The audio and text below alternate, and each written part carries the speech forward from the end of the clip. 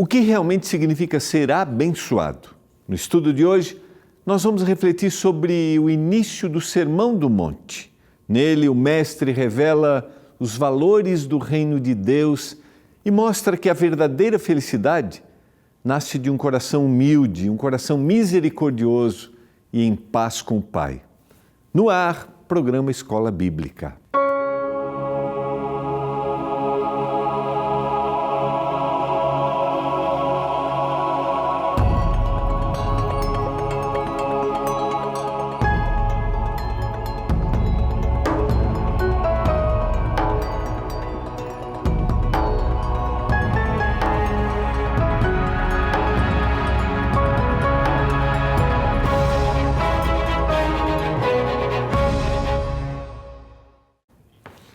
Olá, tudo bem com você? No ar, programa Escola Bíblica, aqui pela TV Novo Tempo, o canal da Esperança. Nossa última temporada deste ano, estamos estudando um estudo que pode ser acessado por você através do WhatsApp da nossa instrutora bíblica virtual. Esse é o programa Escola Bíblica. Aqui nós temos o privilégio de estudarmos os estudos bíblicos que a Novo Tempo produz. Produz através da Escola Bíblica e também da Escola Bíblica Digital. As nossas revistas Esperança ou os nossos materiais disponibilizados através da nossa instrutora bíblica virtual, a Esperança, onde você pode estudar pelo WhatsApp temas bíblicos. E nesta última temporada, estamos estudando o estudo Ensinos de Jesus. Como que você pode acessar? Você que está assistindo pela primeira vez. É só você salvar esse número que vai aparecer agora aí na sua tela, que é o 129... Apareceu, ó, 12982000062. 12982000062. Você salva no WhatsApp. E aí você dá um oi para a Esperança, pode escrever estudo e ela vai te mandar a lista de estudos. Primeiro ela vai perguntar se você quer estudar a Bíblia mesmo, quer estudar com alguém. Aí você vai colocar a opção A, você quer estudar a Bíblia, e aí depois ela vai te mandar a lista dos estudos e você vai colocar o A de novo, porque o primeiro estudo é o estudo Ensinos de Jesus. E quando nós estudamos aquilo que Jesus ensinou, não tem jeito, nosso coração não vai ficar do mesmo jeito se nós permitirmos que o Espírito Santo nos dê compreensão. E os ensinos de Jesus, muitas vezes, eles vêm de encontro, eles se confrontam com aquilo que nós acreditamos, com aquilo que nos é apresentado, com aquilo que, de alguma forma, o mundo religioso às vezes prega. E você vai perceber que podem haver diferenças, existem diferenças. E nós vamos analisar algumas dessas diferenças no programa de hoje, tá bom? Porque nós vamos estudar hoje o sermão mais extenso, o sermão mais famoso do Senhor Jesus, que é o Sermão do Monte, que ali nós vamos descobrir o que o Senhor Jesus nos ensinou sobre o reino de Deus.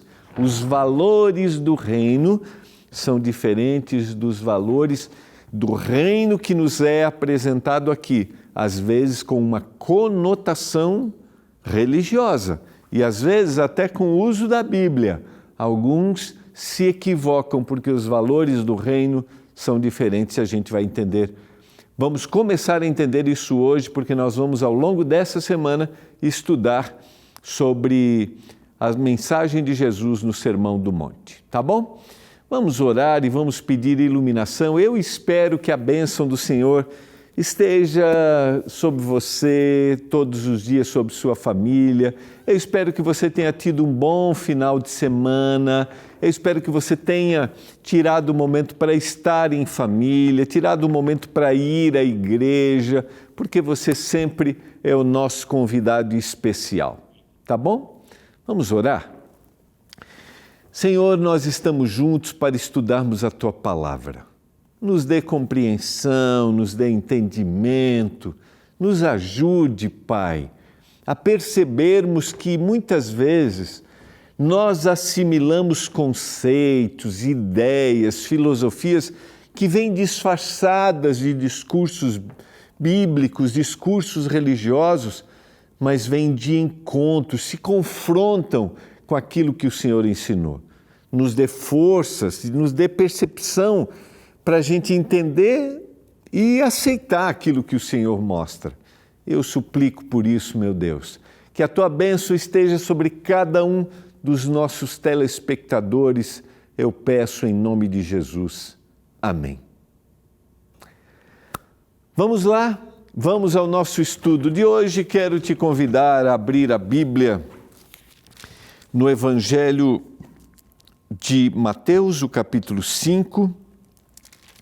Você vai perceber que algumas falas que a gente encontra em Mateus só estão em Mateus. Outras falas do Sermão do Monte a gente encontra em alguns outros evangelhos. Por exemplo, esse primeiro trecho aqui das Bem-aventuranças você vai encontrar também em Lucas capítulo 6, versos 20 a 23. E alguns outros, alguns vai ser especificamente destacado pelo Evangelho de Mateus, tá? Mas eu só estou citando isso porque semana passada nós trabalhamos um pouquinho essa diferença que existe aqui, né, dentro dos ensinos de cada evangelista, o público-alvo, e é importante você voltar a ter uma ideia naquilo que a gente apresentou semana passada.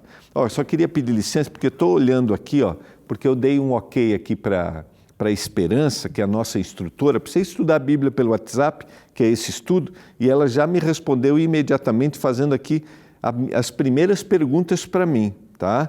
Então, quero te motivar realmente a funcionar. Posso mostrar aqui, meu diretor, aqui, por favor, não sei como é que está a luminosidade, se eu preciso baixar. Olha ali, tá vendo aqui, Então, ela já começou a fazer pergunta para mim, tá? Então,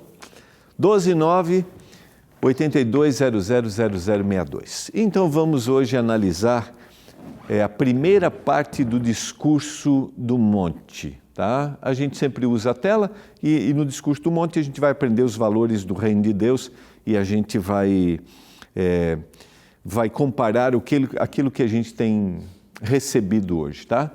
O chamado dos discípulos, a gente viu isso na semana passada, marca o início de uma jornada de aprendizado e de transformação. O reino começa a ser anunciado, o Messias começa a ser conhecido, mas antes de enviar os seus seguidores ao mundo, Jesus precisa ensiná-los quem Ele é e o que o reino realmente significa, porque discipulado é isso, é o acompanhar o Mestre. E aqui, diferente Jesus dos mestres da época, dos rabis da época, o Senhor não vai só fazer o discurso, mas o Senhor vai andar com esses discípulos e eles vão perceber que a vida do Senhor, o ensino do Senhor, não se dá somente de palavra, mas se dá através da vida. Isso aqui é importante quando a gente pensa nos valores do reino. Quando a gente está falando dos valores do reino, nós não estamos falando só de uma lista de virtudes, um discurso apresentado, nós estamos falando de vida, daquilo que eles deveriam ser e daquilo que nós devemos ser. A gente vai trabalhar isso amanhã, que o Senhor chama no Sermão do Monte, aqueles que estão ouvindo a serem luz, a serem o sal, para fazerem a diferença num mundo que tinha uma ideia totalmente contrária. Então, esse é o chamado, não é um chamado de apresentar virtude, um chamado de discurso, mas um chamado daquilo que é a essência da vida. O mesmo Cristo que chamou à beira do mar, agora forma discípulos no alto do monte, mostrando que o reino que ele anuncia é diferente de tudo o que o mundo conhece, e a gente vai perceber. E quando a gente fala de tudo que o mundo conhece, a gente tem que entender uma coisa aqui que é importante. O reino dominante na época é o Império Romano. O povo de Israel, aqui no caso o povo judeu, porque já houve lá o desmembramento das tribos de Israel, né? As 10 e as 2, sobraram as 2, né? Isso está lá no Antigo Testamento. eles agora, o povo judeu, vive sobre a opressão do Império Romano, assim como viveu a opressão de outros grandes impérios. Se a gente vai para Daniel 2, por exemplo, a gente tem a visão da estátua e a gente vê o domínio dos grandes impérios no mundo, e impérios que muitas vezes oprimiram o povo de Deus e que determinaram perseguição ao povo de Deus. E agora nós estamos nas pernas da estátua, né? Que é o reino, o Império Romano, é o império que domina. E esse império apresenta opressão para o povo.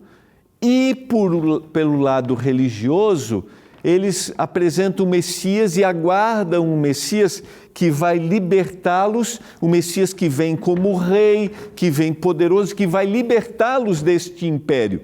E Jesus vai apresentar um discurso totalmente diferente. A proposta de Jesus é totalmente diferente daquilo que o Império Romano apresentava e daquilo que os líderes religiosos apresentavam do que deveria ser verdadeiramente o reino. Vamos seguir para a gente entender. Fica claro isso para você, que o discurso de Jesus vai ser totalmente contrário àquilo que o mundo apresenta e àquilo que a própria religiosidade da época apresentava. Jesus, a gente vai voltar um pouquinho ao capítulo 4, porque vai dar o contexto aqui, né, do que vai acontecer. Jesus percorria toda a Galileia, ensinando nas sinagogas, pregando o evangelho do reino e curando todo tipo de doenças e enfermidades entre o povo. Então começa a propagação do ministério, do Messias sendo apresentado, do Messias realizando milagres. E o que acontece agora? A sua fama corre por toda a Síria. Trouxeram-lhe então todos os doentes acometidos de várias enfermidades e tormentos, endemoniados, epilépticos e paralíticos. E ele os curava, ele curou a todos. E da Galileia, de Decápolis, de Jerusalém, da Judéia e do outro lado do Jordão, numerosas multidões o seguiam. Temos a apresentação de um Messias que age de forma diferente. Então todos vinham atrás dele, muitos vinham atrás dele, milhares de pessoas. A gente vê na descrição bíblica, quando a gente vai, por exemplo, à multiplicação dos pães, milhares de pessoas estão ali e veem o milagre acontecer. E essas pessoas vêm atrás do Senhor e o Senhor vai agora apresentar, através desse discurso, ao ver as multidões, Jesus sobe ao monte, usa como uma espécie de anfiteatro, se assenta e os seus discípulos se aproximam dele. E ele passou a ensiná-los. E agora, o Senhor vai mostrar os valores do reino. Percebam, verso 2 e verso 3.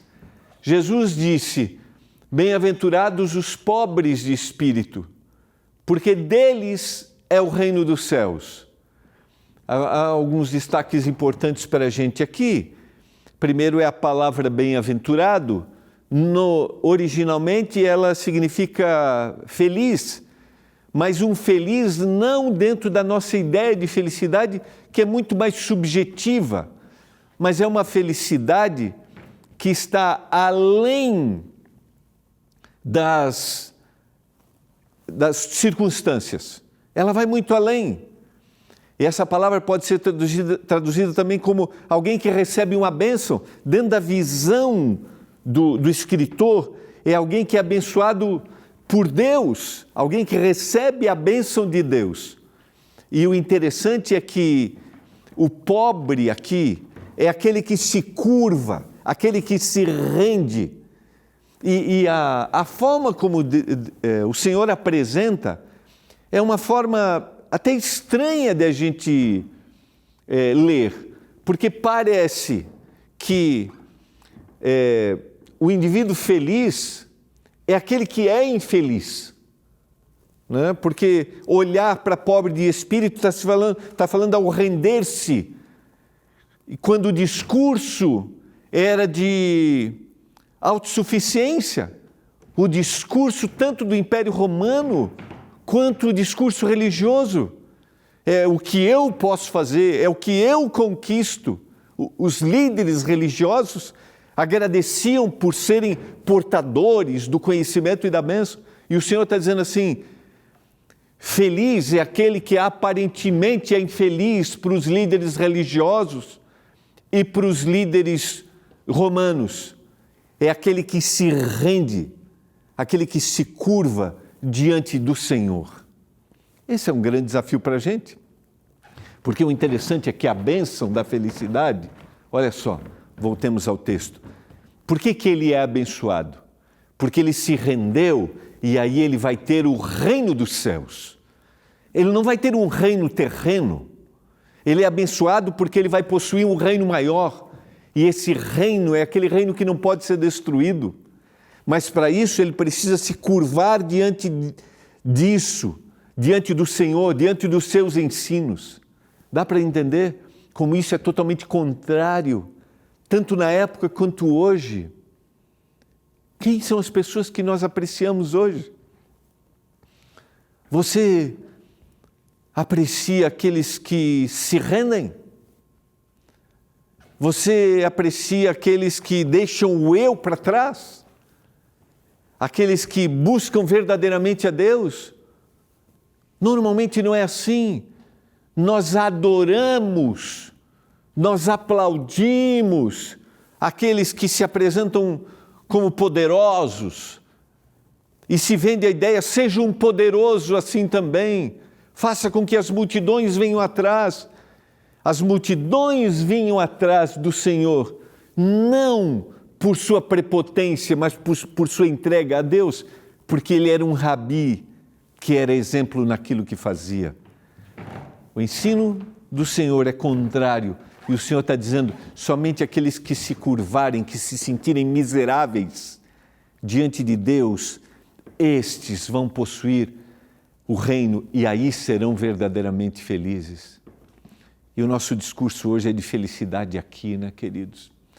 Está aqui para a gente recordar e ficar didático. A palavra bem-aventurado significa feliz, realizado, pleno, não por circunstâncias, mas por sua condição espiritual, por confiar inteiramente no Senhor. Bem-aventurados aqueles que choram, porque eles serão consolados. De novo, a mesma estratégia, parece que ele é infeliz e aí como é que ele pode ser feliz sendo infeliz? O choro aqui, e quando Jesus presenciava aquela multidão, ele via pessoas que se identificavam com cada uma dessas características. E o Senhor está dizendo: se você chora, você vai ser consolado. E esse choro verdadeiramente aqui, queridos, sabe qual é?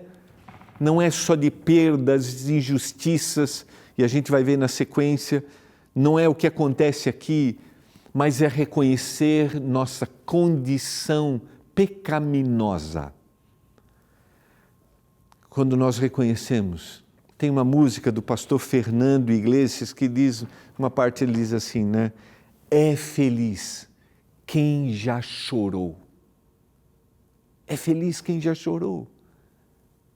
Quem já clamou pelo Redentor, porque reconheceu seu pecado. Mas a gente vive numa época que a gente não quer nem fazer discurso de pecado.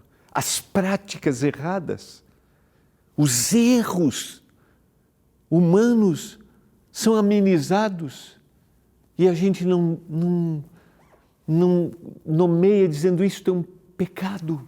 E a gente começa a aceitar todas as coisas, entende? E o Senhor está dizendo: feliz, é feliz aquele que chorou, porque ele vai ser consolado, aquele que reconhece o seu pecado. Bem-aventurados os mansos, porque eles herdarão a terra.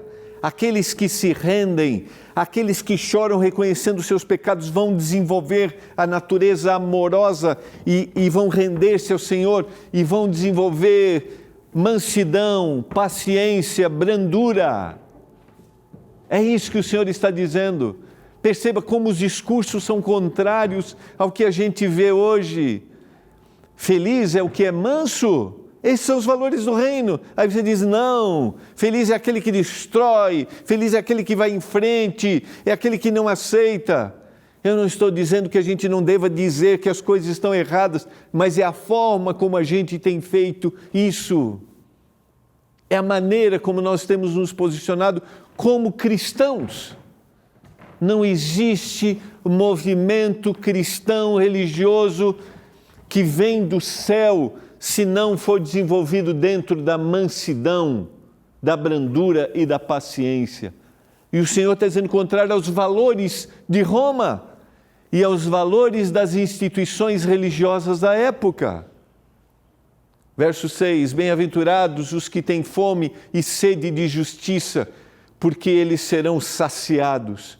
A justiça, queridos, a justiça que vem do Senhor, a justiça que eu devo manifestar, o Senhor é justiça nossa, diz Isaías no capítulo 55. E a gente vive num mundo injusto. E o Senhor está falando para um público que era tratado com injustiça, tanto pelo Império Romano, como pela liderança religiosa. Pelos dois. Porque dentro da liderança religiosa, dentro da pregação religiosa, os que eram menos favorecidos eram discriminados. Eles recebiam uma marca e eram desprezados. E o Senhor está dizendo assim, busquem a verdadeira justiça que vem do Senhor, esses são os valores do reino. Tenha fome daquilo que é verdadeira justiça, não a justiça deste mundo, queridos, mas a justiça que será manifestada pelo Senhor. Bem-aventurados os misericordiosos, porque eles alcançarão misericórdia. Misericordioso aqui é estender para aquele que não merece o perdão. Estender para aquele que é desprezado o que ele precisa. Eu preciso que ele receba a minha mão. E eu vou dizer para você, nós somos chamados, e a gente vai ver isso amanhã, nós somos chamados a vivermos estes valores do reino que são apresentados na primeira parte, para que as pessoas percebam. Sabem por quê? Porque na sociedade, muitas vezes que nós vivemos, mesmo no meio religioso, nós temos um olhar de discriminação para aquele que é menos favorecido. E o Senhor está dizendo assim, feliz é o misericordioso, feliz é aquele que estende a mão, feliz é aquele que oferece o perdão para quem aos nossos olhos não mereceria perdão. Mas o Senhor está dizendo, você é aquele que deve anunciar para ele o perdão. E não importa o que tenha acontecido, o que tenha sido feito, há possibilidade diante do Senhor de transformação. É isso que o Senhor está dizendo. O Senhor está dizendo assim, e vocês devem ser essa manifestação. Vocês devem apresentar misericórdia aonde não há misericórdia. Vocês devem apresentar perdão aonde não há perdão. Verso 8, bem-aventurados os limpos de coração, porque eles verão a Deus. O Senhor usa aqui a linguagem ritualística, não é de limpeza exterior, como a religião apresentava os cuidados da limpeza exterior, dos rituais de limpeza. Não, o Senhor está dizendo daqui, do orgulho, da presunção, do pensar nós e vocês, eu e você. Não, ele está dizendo assim, não somos nós, não sou eu, não somos nós que somos melhores, todos nós precisamos nos render ao Senhor Jesus. O Senhor está dizendo, seja limpo de coração, vença o seu eu, porque ele se rendeu, ele se curvou, ele teve um coração transformado, agora ele tem mansidão. Ele oferece a misericórdia, isso vai limpando o coração. Se nós acharmos, por pertencermos a determinada crença religiosa, ou se acharmos que por nossa posição, os nossos recursos, temos mais valor do que aquele que é desprezado pela sociedade, se nós pensarmos nisso, nós não temos um coração limpo e nós não vamos ver a Deus, porque o olhar do Senhor vai ser o olhar de estender a misericórdia. Bem-aventurados os pacificadores, porque serão chamados filhos de Deus. Ah, queridos, pensemos que eles viviam num mundo de constante opressão e de constante guerra. Essa guerra era dentro do âmbito religioso de perseguição. Esta guerra se dava do império também que oprimia. E o Senhor está dizendo, feliz é o pacificador. Mas como? E o Senhor chama aqueles que são seus seguidores a promoverem a paz. Porque o reino de Deus, queridos, ele não segue a lógica humana. O reino de Deus busca a paz, promove a paz, luta pela paz. Ele não quer a guerra, ele não quer a destruição. Isso está diante do Senhor, ele que será o justo juiz. Bem-aventurados os perseguidos por causa da justiça, porque deles é o reino dos céus, diz o texto. Bem-aventurados são vocês quando por minha causa vos insultarem e vos perseguirem. Perceba, vocês serão perseguidos por causa da verdadeira justiça, mas você será feliz por ser perseguido, porque você tem que buscar aquilo que é justo, e ele vai dizer, você é feliz quando por minha causa insultarem vocês e perseguirem, e mentindo disserem todo mal contra vocês. Alegre-se e exultem, porque grande é a sua recompensa nos céus, pois assim perseguiram os profetas que viveram antes de vocês. Cada bem-aventurança inverte a lógica humana, queridos. O mundo exalta o forte, Jesus abençoa o humilde. O mundo valoriza o sucesso, Jesus exalta a pureza e a paz. O mundo foge da dor, Jesus declara que bem-aventurados são aqueles que são perseguidos. Os valores do reino não são teóricos, eles são reflexos do próprio caráter e da vida de Jesus Cristo, que agora é refletida em nós. O Sermão do Monte não é apenas um código moral, ele é o retrato de um coração que foi transformado. Deixa eu te dizer, nós queremos implantar esses valores na terra hoje. Nós desejamos isso, mas eu vou dizer que isso nunca será possível hoje. Por isso que tem que ser implantado no meu coração para eu viver isso, para eu manifestar isso. Entende? Não é este reino aqui, mas é o reino que o Senhor vai trazer. Mas eu preciso primeiro viver este reino. Se eu quero um dia viver o reino eterno, eu preciso viver os valores do reino. Se eu quero o céu, eu preciso viver os valores do céu. E agora é hora da gente pensar. Será que a gente está vivendo esses valores de entrega, de humildade, do olhar misericordioso? Vamos orar? Pai do céu, obrigado pela Tua palavra.